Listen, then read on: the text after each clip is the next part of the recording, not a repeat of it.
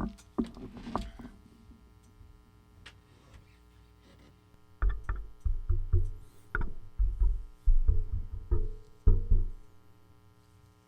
little bit better.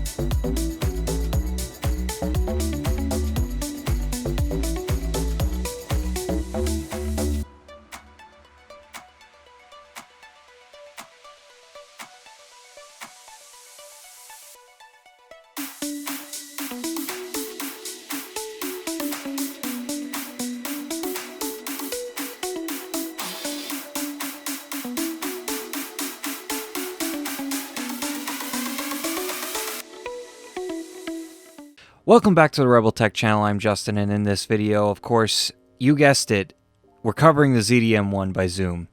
And it's a microphone that I was very hesitant to get, but it was on sale and I wanted to pick it up. I wanted to cover it. And there's certain things that I want to talk about that could make or break the reason for getting it.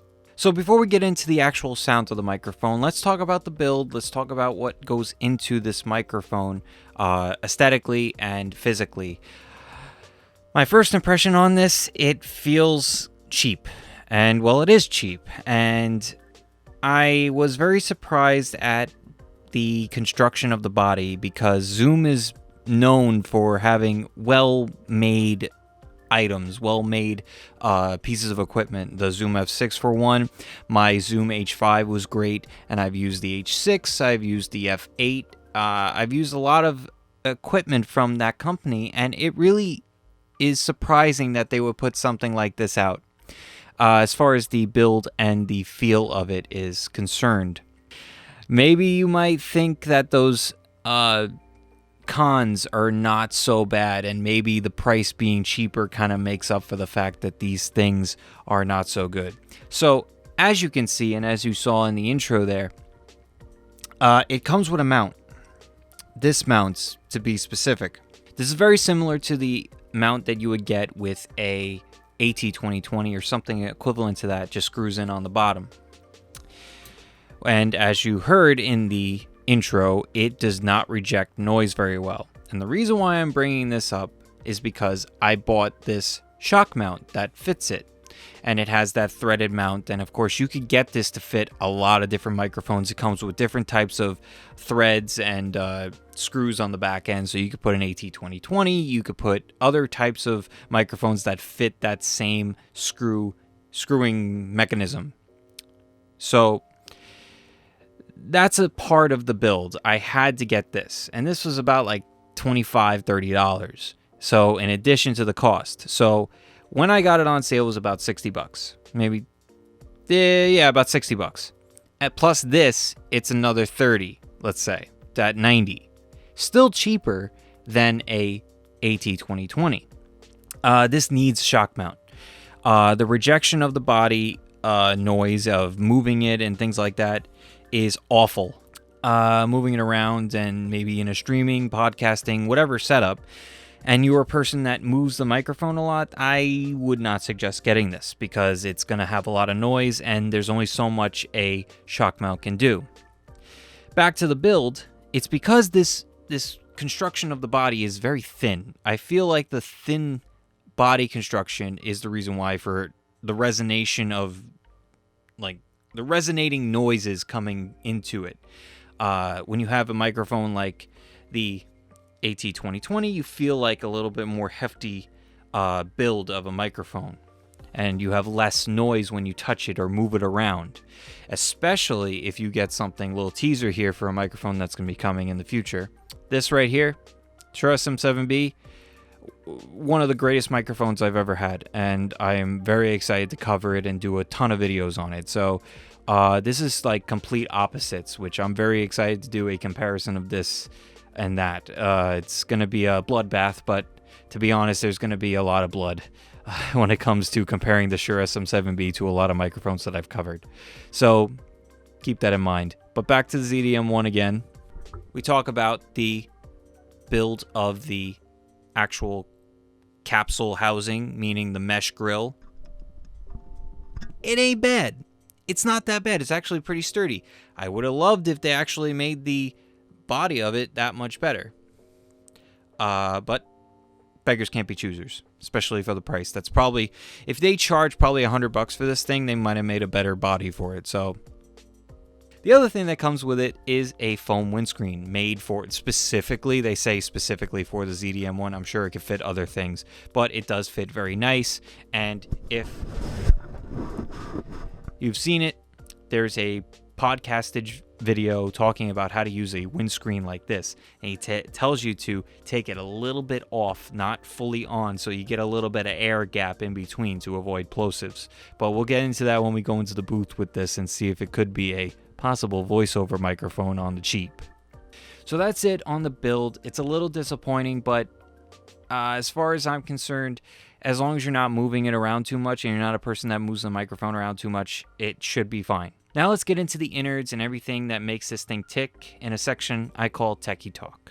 So in Techy Talk, I'm gonna give you a graphic just in a bit, just show you all like the stuff. I'm gonna go in depth with some of those things, and if you have any questions on the stuff that I don't cover in depth, please leave it down in the comment section down below.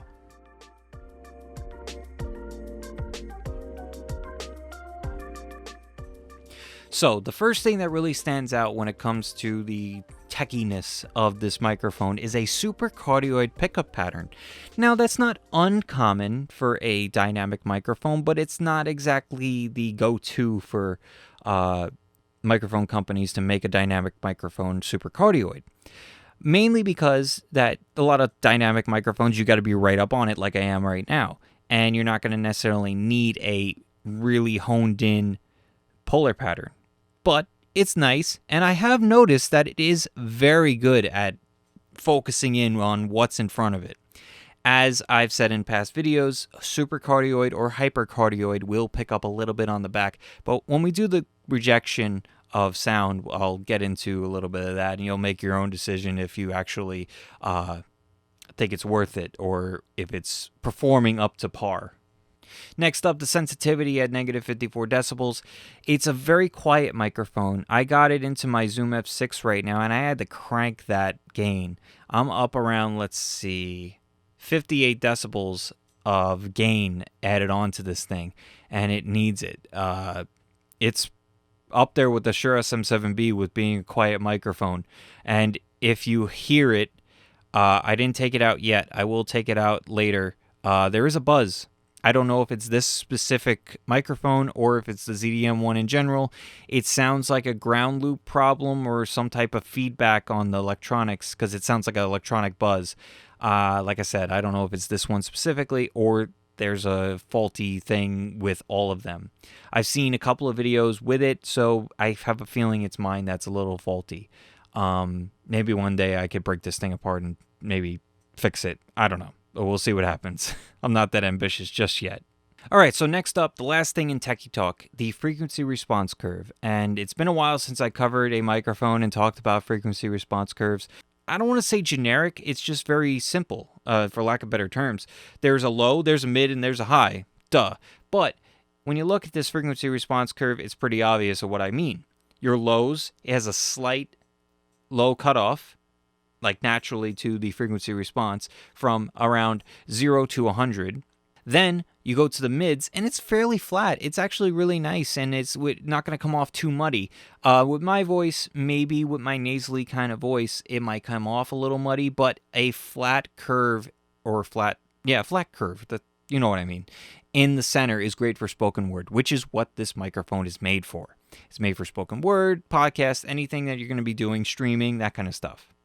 And of course, there is a presence boost in the high ends, and that's right around 5K that it starts to top out. And of course, it goes up to 5K and then dips back down. As I said before, there's a low, there's a mid, and there's a high. Not much tuning going on there. It's just basically a nice smooth line. So the next thing we're going to do is we're going to do a silence test. Just a couple of seconds of you experiencing how this thing reacts to a room and how the noise is. This is a mildly treated room. It's a small room. There's a lot of stuff in it, but there are a couple of reflective surfaces that I haven't taken care of, but it's not that bad and it's not that egregious. If you've seen my videos in the past, it's not that bad in here. And of course, we'll get a better taste of it when we get in the booth of a more controlled environment. And of course, in the untreated room, well, you know what an untreated room does to a microphone.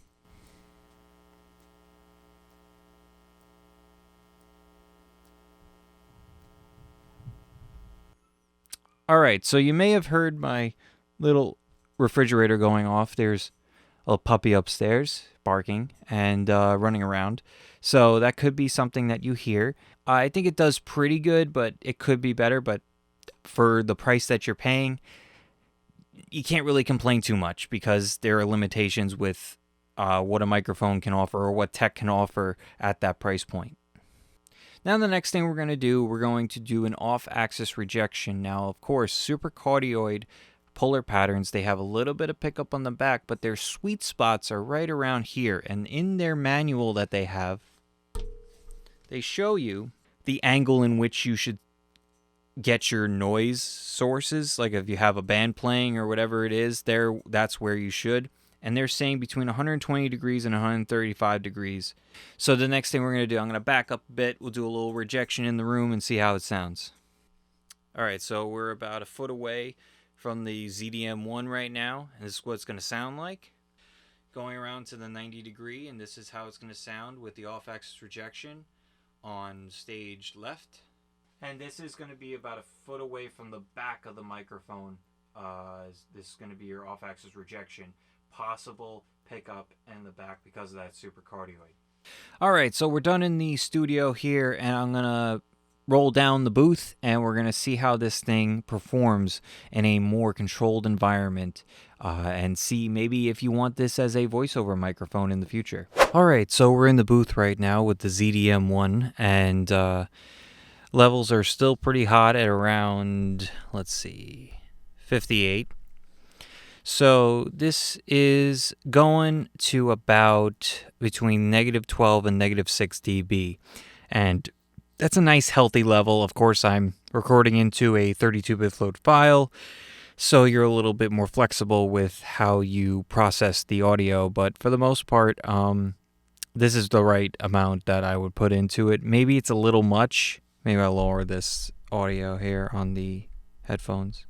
I actually kind of like it. And of course, I don't know how it sounds in post. Of course, as I said before in a bunch of videos, the difference between hearing it live and hearing it in post is completely different. And it still has the buzz. And I tested it on a couple other microphones, so it's not the cords. I've used like 4 or 5 different cords on this microphone. It still has that buzz. So it's got to be a ground or something like that. If anybody knows how to maybe possibly fix that, I'm not going to get my hopes up on it, but it's got a little bit of a buzz. And I just, here's the thing with this microphone. I feel like it's too, like I was saying with the frequency response, it's too top heavy. It's too much going on the high end, and it's just a lot of treble. The mids are nice. It's not muddy or anything, and the lows are rolled off nicely and clean. I don't know what it is. It's a nice sounding microphone. It's not crazy. Of course, with some EQ, you can make it sound pretty good. All right, so let's get into that pop test, that plosive test. So first off, we're going to take off the phone windscreen and talk or pop into it without it.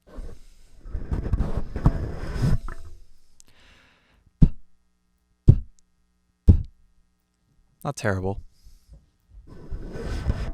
Remember, just a little bit off. Don't put it on all the way.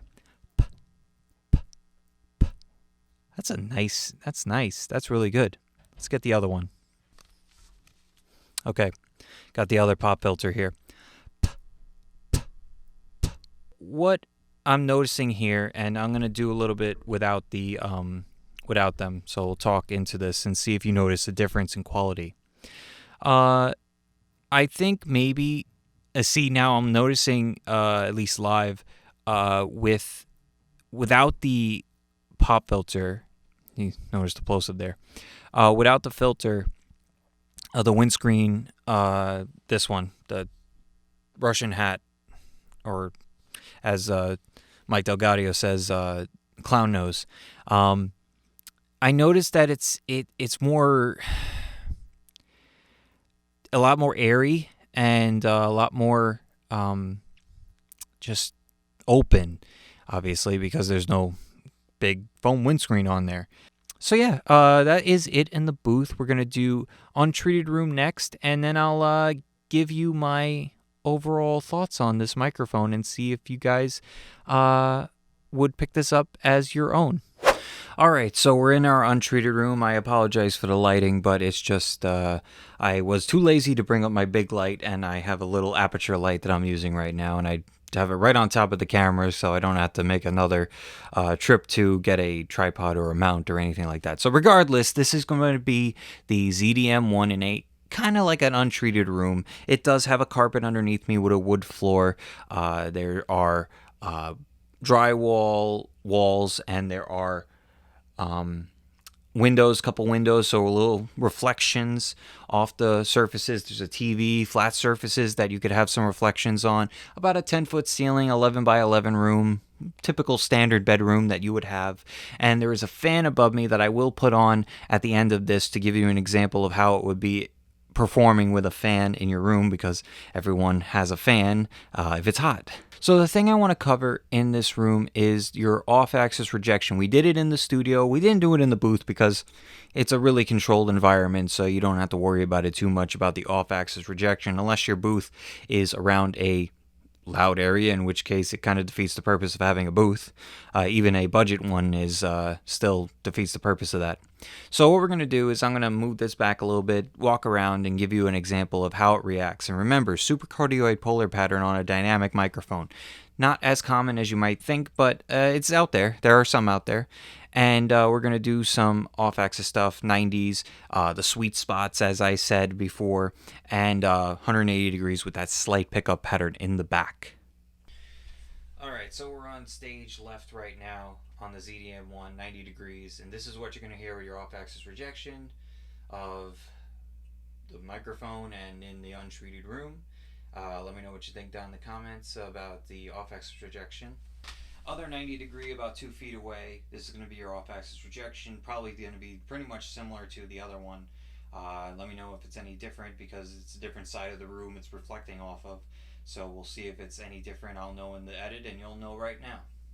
Next, we're at 180 degrees right behind the camera. This is going to be your off-axis rejection. Remember, slight pickup pattern on the super cardioid on the back. I don't think it's that bad on this microphone specifically, but it is there because it is a super cardioid polar pattern. Now lastly, what we're going to do, hopefully you don't hear that much, we're in that sweet spot, that 120 degree to 135 degree mark. And we're about 1.5 feet, 2 feet away, and hopefully you don't hear much of me, maybe a little reflection, but definitely not the main source. And here's that other sweet spot on the opposite side. And let me know if you hear me. You're going to hear me, but you're going to hear me that bad, and compared to the other 90 degrees. All right, so one more thing. I'm going to turn on the fan and see if we can notice a big difference. All right, the fan's on right now, and this is going to be your untreated room with the fan above you. A lot of people have ceiling fans in their rooms, bedrooms, and things like that. So keep this in mind. It could be something that you might have to deal with. So the last thing we're going to do is listen to this and give you a little outro on my impressions of the ZDM-1. And that is the Zoom ZDM-1 dynamic super cardioid microphone. I listened to it while editing, and it definitely has grown on me. It's a nice microphone, but that rejection of noise for moving it around, like I have it on my Rode PSA 1 right now. And you probably notice there's some movement noise. It has a shock mount on it, but like I told you before at the beginning of the video, there's only so much a shock mount can do. So if you are a person that uses a microphone on stream or on a podcast or something like that, and you want something on a budget and has some good rejection of noise, but the problem is you can't really move it around that much, this is for you. This is definitely an option, and it's going to cost you $100 because the cost of the microphone and then the cost of the shock mount, because it's not, to be honest, if you're not getting the shock mount for this, it's not worth buying. So as you may have guessed, I am going to be putting this up against the PreSonus PD70, the Pod Mic, the AT2020, and of course, eventually, the Shure SM7B, which, as I said before, it's going to be a bloodbath because that thing's going to destroy anything I put up against it, at least in this version of microphones, these budget microphones, going to wipe the floor with it. But I'm really excited to do those. I'm really excited to do comparisons again. It's been a while, and I'm really pumped to get into it again. For this microphone, I feel that it's going to be the lesser of all of them, and the price does reflect that. But maybe you guys think differently, and let me know down in the comments if you think differently, of what you think about this, what's your impressions on it, if you would get it, whatever it may be, down in the comments. If you want to talk to me more directly, I stream every weekend. Now it's Saturday, Sunday kind of thing, because I don't have any time during the week right now. Life's getting a little back to normal, and yeah, I want to do some morning streams. That's the goal, just Saturday morning and maybe even Sunday morning, once or twice. We'll see what happens. See what happens in the future. Just keep an eye out for me posting a streaming time. And of course, thank you all for watching. Hope you all enjoyed it. If you liked the video, please hit the like button down below. It's greatly appreciated and helps this video and helps this channel. If you really like what I got going on around here, want to watch more videos on the ZDM-1 compared to other microphones, the Shure SM7B is coming up, comparisons related around that, and other stuff that I think of. I'm going to do a career video, part 2, because I just did a short film and I want to reflect on some things about that may be more fresh in my mind. And that's about it. Until next time, be safe, be kind, and I'll see you in the next video. What I'm doing ain't working. It worked for a while, and now it's just gone tits up.